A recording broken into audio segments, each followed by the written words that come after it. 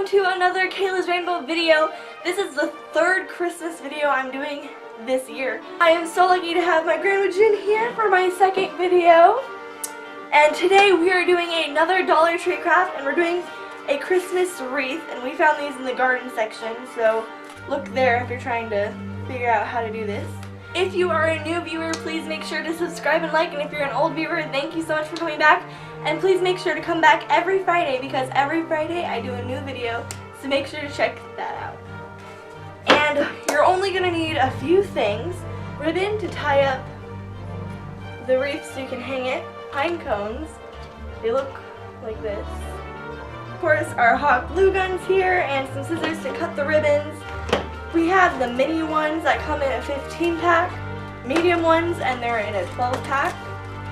My grandma June picked out all these colors. I love them so much. Big ones, and they have a 7-pack. And then they had ones that had little styles on them, like designs, and we really liked that.